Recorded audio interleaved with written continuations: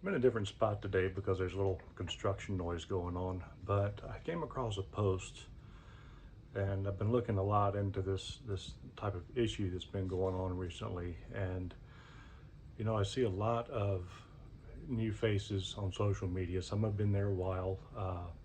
A lot actually make common sense. They're not attacking one side or the other, but there are a lot out there.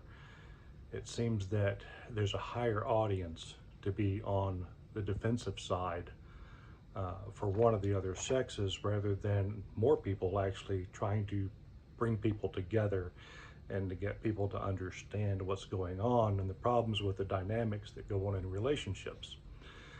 And I'm one of the few that I do my best to make sure that both sides are even. It's about communication, it's about understanding, but there's just so much BS out there that's going around, and it's very one-sided. A lot of times I'll go in there and say, hey, that makes sense. However, that applies to both sexes, not just one. So I found a post today, and I thought I would read it, so bear with me here. The number of women who are no longer interested in pursuing anything with men right now is truly striking. It is not just a trend, it's a silent collective shift. Women are disconnecting mentally, emotionally, and spiritually. Not because they're bitter or cold, but because they are exhausted. Exhausted by the constant cycles of disappointment. Exhausted by giving love that goes unrequited. Exhausted by having to shoulder roles they never should have had to carry alone. Lover, healer, therapist, mother, mediator, while receiving the bare minimum in return. They have truly extinguished the interest of many women completely. Was it just the lies, the infidelity, it was the gaslighting, the emotional crumbs, the lack of emotional availability, the way some men intensely pursue a woman at the start, only to neglect her once they have her. The way effort became an unknown language and consistency something rare to find. Women are tired of having to explain how they deserve to be treated, tired of reminding grown men what basic respect looks like, tired of lowering their standards to avoid being alone. So they're taking a step back, and at the same time, a step towards themselves. Now, many women are investing in themselves. They're choosing peace over an empty relationship. They travel alone, they heal alone, they build alone. They have stopped waiting for a man to choose them because they have already chosen themselves. It's not that they don't want love, it's that they refuse to settle for something that looks like love but feels hollow. And until someone comes along who brings peace instead of problems, security instead of stress, they are perfectly fine being single. And honestly, that isn't a loss, that's self-love and self-respect. While some of this I definitely do disagree with, if you're actually using rationale, logic, and if you actually see what's going on out there, rather than saying, hey, that's nice, I'm going to copy and paste that and share that with the world to see. This is the problem that's out there. Men and women are tired of the gaslighting. They're tired of the cheating. They're tired of the finding the person that makes them feel, like they're wanted, like they're chosen, only to turn around and it's all been a lie. Now, a lot of this does come down to communication issues. It also comes down to the way that people think. Ladies, you guys pick a man for their potential. If that potential doesn't match up, your attitude towards them changes. The man looks at you and says, hey, I like her, I'm going to be with her. Then your attitude changes and they go, well, what the heck happened? What am I doing? What's going on? So then you instantly have a problem. It's not one person's fault. It's both.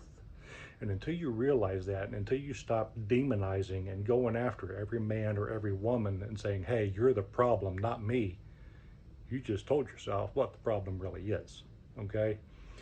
So before you get out there and start throwing around a bunch of BS like that, there's one guy out there on YouTube, all he does is talk about how men are tired of women. Men are not tired of women, I'm sorry. Men are not tired of women, women are not tired of men.